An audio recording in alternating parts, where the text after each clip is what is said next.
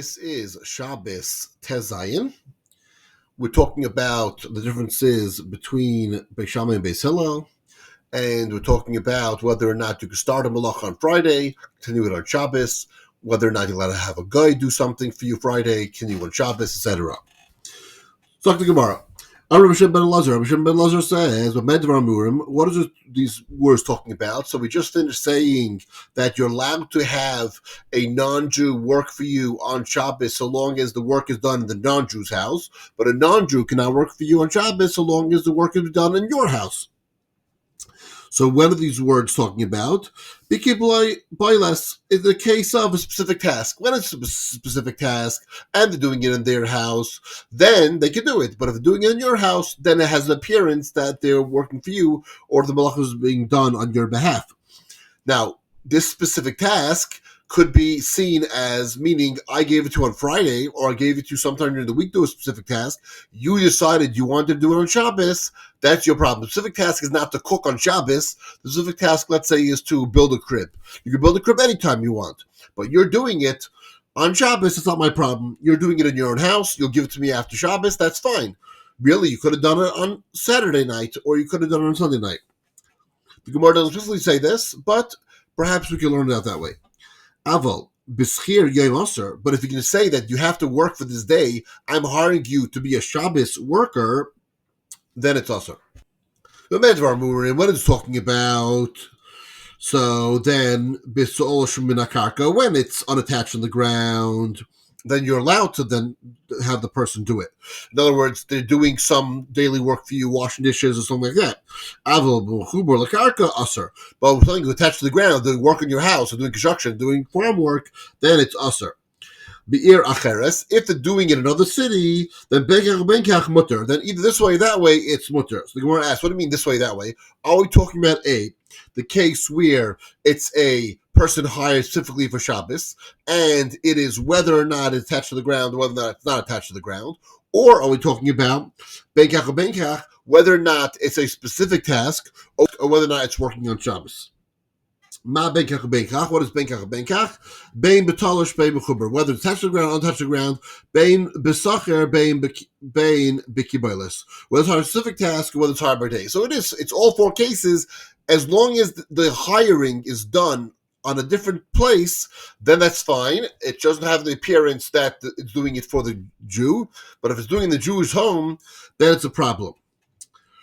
Now, which means that if you have someone who's hired not just specifically for Shabbos, but hired for all the time, so then the work done even in the Jew's house, and it's not attached to the ground, that could be allowed, because that doesn't have the appearance that the Jew is having the person do something specific on Shabbos, like, let's say, a babysitter or a cleaning lady.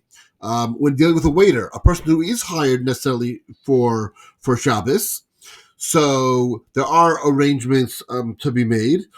Even if the person is going to work in the person's house, obviously it's not for construction, and it's not things that are attached to the ground.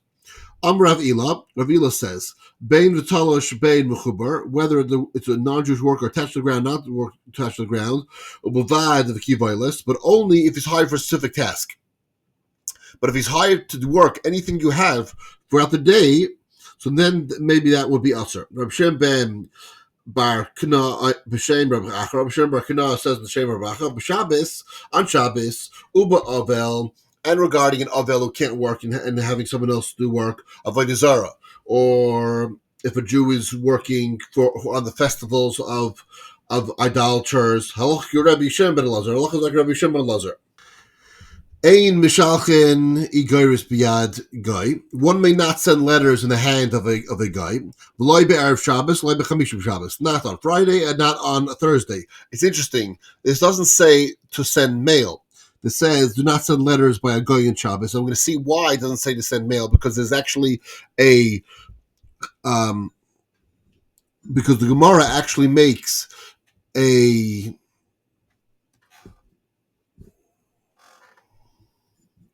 because the Gemara actually makes a distinction between whether or not the person's hired or the person's working for free. So Beishamai Aisra Nafilu Barvi. Beishamai says he also can't do it on Wednesday. This is all the assumption that the letter is going to take more than a few days to be delivered, and it's going to go out of Tchum, and it's going to go between Rishayos. Beisil Matir, but Beisil says it is permitted. Amru Allah Rabbi Yosef Kain. Rabbi Yosef Kain said, "Shalai nimtza ksava biyad guy ma'ilam." I never had anything of mine in handwriting in the hand of a guy. I never sent the hand of a guy. Okay. When Beis Hillel says he's matter, when Beis Hillel say they're matter, are they matter on Wednesday, or are they matter even done Friday? So we learned before, Beis Shammai does not allow a malacha to be started on Friday before dark if it can't be completed before sundown reasonably. So then what you're doing is you started the malacha on Friday, you finish the malacha on Shabbos, even if you're doing it through a guy, the guy's doing it for you, for your benefit. So therefore, sending it to the guy is basically your shliach, or it's finishing the malacha for you, or it's Amir La'akum saying the guy should do malacha for you. And if it can't be finished before dark on Friday, then it's not allowed.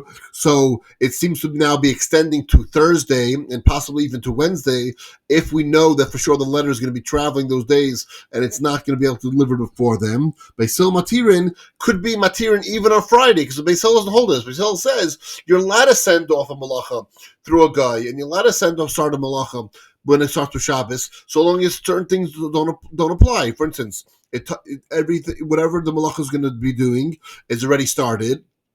You're not going to be able to do anything to speed up the malacha on Shabbos. You're not going to end up being Machal Shabbos on Shabbos, and you don't see it. You don't see it happening. So sending a letter out into the netherworld through a guy on Friday should actually fall out according to Beisil, that Beisil would allow it.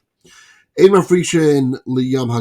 person shouldn't embark on the Yam HaGadol, the Great Sea. In other words, a Great Sea trip on the Mediterranean. Loi be'erev Shabbos, loi be'chamishim Shabbos, not on Friday, not on Thursday. Beishamai Oisrei nafilu b'Revi. Beishamai says even Wednesday, Beisil matir, and again, Beisil's matter. Now, this is a little different. This is a voyage, and the voyage is the person's going to be there. Now, once a person gets on a voyage, a person cannot get off. So again, even though the person is just staying on the boat and is not really doing any malacha, but if they're getting in a situation where they're going to be on a boat on Shabbos, so then they're saying they shouldn't do it, and if it's avoidable, and they can't get off the boat. In other words, so if they go ahead and get on the boat, even on Wednesday, but the boat does not stop before Shabbos, so then they have no choice but to stay on the boat. So even according to Beis Hillel, maybe then even Friday and Thursday, they're saying that you shouldn't get on the boat because you're not going to have a choice, and you're now putting yourself in a situation where you actually might do malacha not on Friday, but you're going to do malacha on Shabbos. So again, is it a passenger or it's actually driving the ship? If it's just a passenger, then I think then there shouldn't be any issues because the person technically could be. Otherwise, it's impossible to travel by sea ever. When you're going on a 2-week trip, it's impossible to go onto a boat if you're going to be a passenger and not violate Shabbos. So it must be that a person is going to be the one who's either a sailor or or riding the boat, and that requires malacha because it requires knots tying, knots untying, and it requires other malachas to be done. And Beis Hillel is saying, although we usually say that on Friday you can start a malacha, even if the malacha is going to finish by itself on Shabbos, here you're putting yourself in a situation where you might actually now have to do malacha on Shabbos. So that's a different situation. So here Beis Hillel says matter probably on Wednesday. Friday, a person, it's too close to Shabbos to say, I'm going to risk it, then I'm going to be on a boat and not then put myself in a situation where I might actually do malacha on Shabbos. Now, obviously, in a situation where you know for sure that you're going to be the sailor and you have to work on Shabbos, then it's impossible to put yourself in that situation altogether. It seems like the journey they were doing could take, depending on the weather, take 1 or 2 days, and therefore they're worried about it. And everyone says, of course, you can't do it if it's right before Shabbos. You shouldn't embark right before Shabbos because you might get stuck. Because even a journey that might take 1 day, weather might cause it to be delayed.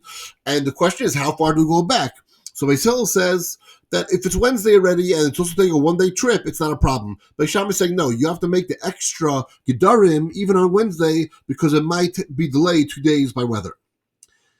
If it's a matter of danger, Kigain Mitzar Litzidan, or if, let's say, you're going from Tyre to Sidon, then mutter, then it's mutter. Obviously, a davar sakana is mutter, and if it's a very, very short trip, and you know most likely going to get off, because I have a day's trip, then you're allowed to do it.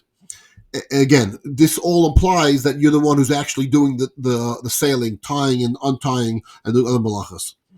Ein makifin al ir shel goyim pachos mishloishes yom koydem l'Shabbos. Also, a Jewish army should not besiege a non-Jewish army within 3 days of Shabbos, because sieges could take more than 3 days. Obviously, we're not talking about sakana. We're talking about this is a voluntary move to siege a city and to win, where it's not going to cost other life if you or don't siege a city. So Hada the Tamar b'malachas rishos. This is talking about when it's malachas rishos, but also in a situation again where things could be done where you're not going to cost other lives.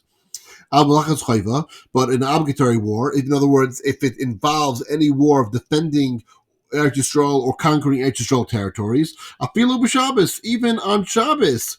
Shekhem Matzino, because we find Shalai Nishra Yerichai Shal El Shabbos. They don't, of course, they were attacked Yerichai on Shabbos. It says Koi Tasa Sheis Yamim. You should go around for 6 days. Uksivin says further B'Yom Hashvi in the 7th day. Tispar Seir Shevapam on the 7th day you go 7 times. Clearly, 6 days you went around. The 7th day you went around 7 times. One of those days had to be Shabbos. Clearly, the siege was happening on Shabbos. This was a war for Kodesh Eretz Yisrael. Okay, and it was written regarding discretionary wars. Ad Radata. When you besiege a city for many, many days and wage war against it, you will build a bulwark against a city, and that makes war until it is conquered. In other words, you don't stop, you keep going until it's conquered. So Afilu b'Shabbos, even on Shabbos, when it's done to either defend or to conquer for Eretz Yisrael, so then that's not a problem on Shabbos. Beishamai say, Ein a nice name irais Avdan. One may not give hides to a tanner, nor to clothing for a non-Jewish launderer. Unless it's sufficient time for it to be done while it is still day.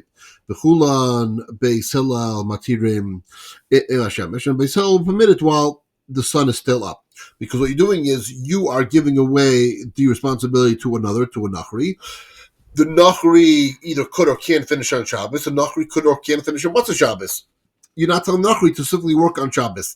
In a situation where you say, I need this done, and then I want it back on Shabbos, so now I have another situation. I have a situation that is, was the Malacha done on Shabbos or not? Now we're going to come to. Remember how we talked about just before about sending the letters out. And we said it depends. We did not say a doar. It didn't say through mail. It said sending to a guy to send a letter, a personal messenger. We're going to see when a guy does something for himself, it's very different than when a guy does something for free. Amar Rabbi Shimon Gamliel, Rabbi Shimon Gamliel says, Naigin Hayu Beis Abba, it was Naigin Beis Abba, that Shahayu Naisnin Keli Lavan Shalahan LeChay Beis Nachri, that they would give their white clothing to a non-Jewish launderer. Shleishis Yom Kaidim Shabbos, they would have to do it 3 days before Shabbos. The Shavim Elu Be'elu, and both these and these, like Shammai and Beis, they agree that Shartanin B'Kairos Beis Habad Ubi Igule Hagas, that you're allowed to put the beam onto an olive press or the circular planks onto a wine press on a Friday afternoon and let it go. And we can explain that according to both Beis Shabbos, there's no problem, because A, it touches every single one of the produce. B, you're not going to do anything to make it go faster on Shabbos. And C, you don't really see the process. It's all hidden. Ein noisnin irais levadam. One may not give a hide to a tanner. Now, is this a Jewish tanner or non-Jewish tanner? Because it said a non-Jewish launderer, but it said to a tanner. So ad eichan, so how much? How much time? So Yavi Kamad, Rabbi Yechanan B'Shem Chuya, that ad kidei hilchos aber mil. And so you can walk for 4 mil, and this is what it takes to tan the hides. So in other words, you give it to someone to tan the hides, so it's possible, even if you're giving it to a Jew, they're going to start the process, but they don't have to actively be involved in the process. They let it soak, or they let they let the process go. The process takes a certain amount of time, and if that process was going to go from Friday to Shabbos, so then you can't do it. But if it could be finished before Shabbos, possibly, then you could do it, even if it doesn't end up being finished before Shabbos. Nason Kela V'Lachai Beis Nachri. Again, you gave it to a non-Jewish cleaner. So again, the tanner might have been Jewish, but the process was started, and you think you might have been able to finish. Here, you're giving it to a non-Jewish clother, and the process, let's say, could be finished before Shabbos. Uvav matzai Ived boy Shabbos, and you came, you saw them working it on Shabbos. It's usher for you to take it from them on Shabbos. Oh, you clean it on Shabbos, give it to me, because now it's muksa. Amar Rav Yudan. Rav Yudan says, "V'marle dula yavid." The Jew shall the non-Jew to stop working. So Amar Rav Yudan, Avoy the Rav Masni. Rav Yudan said, "Rav Masni, ha the time betuva hani." This what you say that you should do it is only if he's doing it for free. If he's going ahead and working for free. Aval Besachir, but if he's hired, who asik, he's actually working for his own benefit. So whenever a non-Jew is working for their own benefit, then you have to tell him to stop. So even if you give it to a non-Jewish cleaner right for Shabbos, if they're going to work for Shabbos, they're going to get paid, number one. Number two is you're not telling them to do on Shabbos. They're saying if you're ready on Tuesday. They could work it on Shabbos, that's their problem. Or they could do it on Sunday. You're not telling them which one to do. So you're not telling them which one to do, plus they're doing it for their own benefit, so then it's no problem to give it to them right before Shabbos. Same thing with the letters that we sent with a guy. So when the letters you sent with the guy before, so in that situation, again, it does not seem like that was a regular mail. You didn't pay the guy. The guy is doing it for you. The guy, however, you pay the guy, and the guy's doing it for his own benefit. Let the guy carry it when the guy wants to carry it. Now the guy's doing it for his own benefit, so the guy can then go ahead and carry the letters. Amr Shem Gamliel said, "Naigin hayu beisab." It was a practice of my father's household. Lai amru el levanim. They stated this regarding the white clothes. Hatzavuya lai, but the color clothes no. Lafi darchenu umanu, because we learned the usual way of doing it. Lavanim kosher lechabes yisher min hatzavuyim, because white clothes are harder to clean than dark clothes. And even though obviously they were probably paying the launderer to do it, or they were bartering, but still, they didn't want to have to get the situation where they're having someone do malacha for them on Shabbos. In that situation, they would give it earlier in the week. The Shavin, and this is a situation where Beishamay and Beisil both concur. Rabbi Shmuel, Rabbi Yossi, Vechanina, Trey, and Aimer, they all say that Kavar, Nekra, Kal, Tiba, Tiba, Mekayma, because every single drop was touching Shabbos. And again, the two other stuff that we talked about, they're not going to press it on Shabbos, and plus they don't really see what's going on. It's hidden inside of that. So therefore, those reasons, Beishamay Beisil all hold that if you started on Friday, then you could let it continue to the wait to keep working and the process to keep working on Shabbos. Now the question is, can you take some of the oil or can you take some of the wine that comes out? So we're going to have a problem. Number one is, if that situation, you can't do it, now you are going to come to possibly press it, because if you can take the wine that comes out and you see that not enough wine is coming out for you, you might actually come down then to press it. And the other thing is that you also might, you see the process. Once you see wine coming out, now you see the process. Now you no longer have that heter. So, are you allowed to take some of the stuff that comes out? Rav Acha Amar Rav Yossi Rav Chanina Bai Rav Acha inquired. What about the stuff that comes out? Rabbi Daskir. The Kesarin Amrin, the rabbis of Kesaria said, is Palgon Rabbi Yechanan Rabbi Yosef Bechanina. It's a dispute between Rabbi Yechanan and Yosef Bechanina. Rabbi Yechanan Amar Aser. He says it's Aser. Rabbi Yosef Bechanina Mutter. He says it's Mutter. So it seems like they argue, and it could be the crux of the argument is as follows: that even if since you're saying it's Mutter already, so then you could benefit from the stuff that comes out. And since we already had the pshara that it's mutter, because in regular process, a person's going to let the process go because they want the benefit of thing working, and it really was done inside the vat and they don't see it, and it touched all the parts. So that since everything, all that was in place, so the bottom line is a person is not going to come to touch it. A person is not going to come to see how the process is made, and therefore they can go ahead and they can take it. Or we say no, it's usher because a person might actually come then to speed up the process. So Masnisa Pilgai Rabbi Yasi Barchanina, the Brisa contradicts Rabbi Barchanina, Vishavin, because since they concur, Shloigi and Moishich. So it says since they concur, you can't touch it. So it's learning out since they both concur that that even though they're there, but what does it mean to concur? It means they agree that if you left it on, then it's fine. However, touching the flow, they still will agree that it's muksa because they still feel like if a person's going to take it, then the process is, according to Beishamai, even though it started on Friday, it's continuing on Shabbos, so it's like you did malacha on Shabbos, and therefore it's muksa that way. So it's muksa because it actually pressed on Shabbos, and the malacha was on Shabbos, so who started Friday is a continuation on Shabbos, but like you did malacha on Shabbos, so it's muksa, doing malacha on Shabbos. You can get the benefit of the Matzah Shabbos.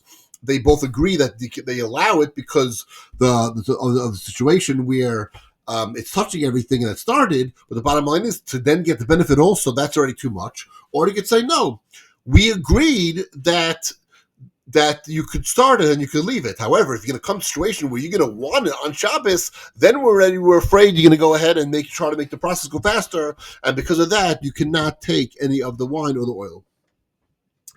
Ein soilen basar bitzal ubeitza. One may not roast meat, onions, or eggs on Friday on Ella Kadei Shetzitulu Bavoid Yaim, unless it's going to be roasted while it's all day. The Ein Noisnin as a pas latanor im chashecha, and one may not place bread in the oven close to nightfall. The loy chara al gabe glochem, and nor biscuit upon the coals. Ella Kadei Shekuru Paneha, until sufficient for it to serve as crust. Rabbi Lezer Amir says Kadei Shekuru Aschain Shala. When there's sufficient time for the bottom to get a crust. So that will be considered cooked, and once it's cooked, then there's no acharayt, there's no bishul achar bishul. Ein shel basar, so Rabbi Bon, Rabbi Kahana, b'shem Rabbanim, Rabbi said, Rabbi Kahana said, Rabbanim, tafshil, v'tafshil, kol tzorchai, cooked food that is fully cooked.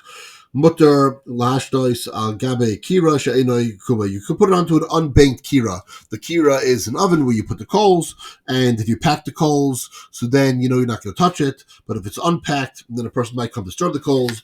So as long as you're not going to stir the coals, and you could put that back on because you could warm it up, it's ready cooked. There's no bishul achar bishul, and you're not going to stir the coals. Rabbi Zera asked, basar b'tzel ubeit. So what about meat, onion, and eggs? Right, tamek v'ra loy, right, the period, right, the longer it cooks.